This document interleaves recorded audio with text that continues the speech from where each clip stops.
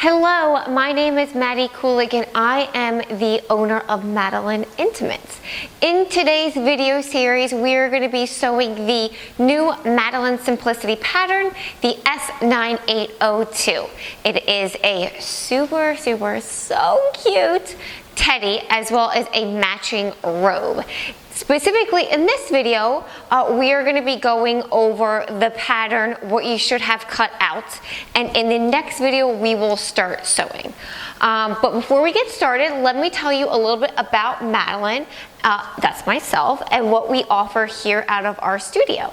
So we are a woman-owned, that's me, Philadelphia-based lingerie company offering DIY lingerie kits. So yes, there is a DIY kit for this pattern in our web shop, bra making workshops and online tutorials just like this one, as well as ready-made lingerie, aka lingerie that we sew for you. So if you have a sister, a friend, a mother who loves your me-made lingerie, but you don't want to sew it for her, and I don't blame you, we have a team of sewists who will sew it for you. Everything pretty much is made to order per your measurements.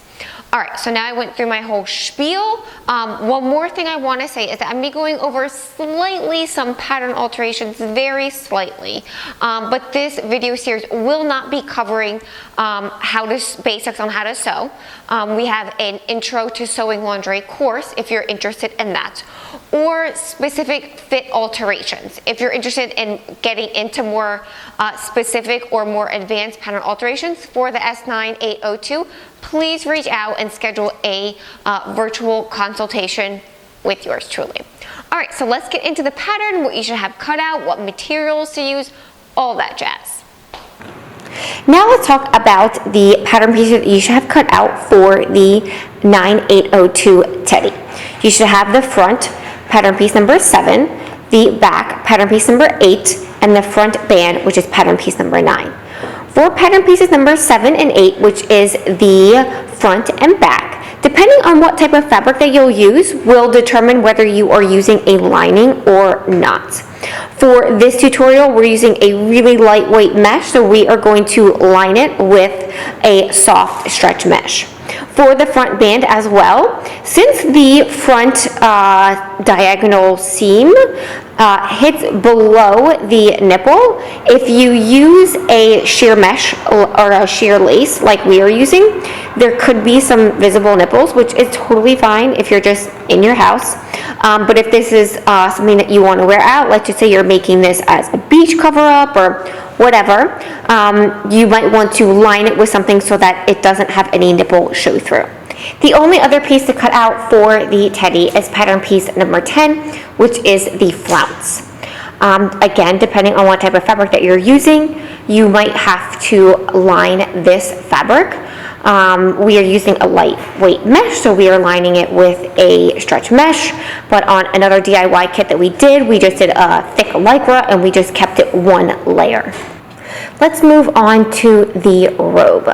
I have copied the patterns onto some pattern paper so they don't look like your pattern pieces that you got out of your envelope. I'm cutting it out of 100% gingham cotton. And this brings up a great point that I have received some questions about what fabrics to use. Can you use a non-stretch? Can you only use a stretch? For the teddy, I only suggest using a stretch fabric because to get it over your hips, if you have wider hips in relation to your waist, it might be hard to get on. If you don't, you might be okay with using a woven fabric or a non-stretch. But for the robe, the pattern was drafted for a stretch fabric, but because it's such a loose fit, you could definitely use a non-stretch fabric like a cotton. What's great is this would make a great beach cover-up. I'm sure you have tons of cottons in your stash. So I have the front robe cut 2 pieces, and then the back robe cut 1 piece on the fold. The last fabric to cut out for the 9802 robe are the lace panels.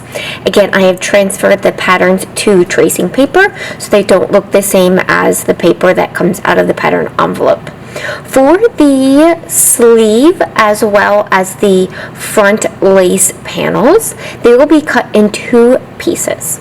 And then the back lace panel is cut 1, but it is cut on the folds.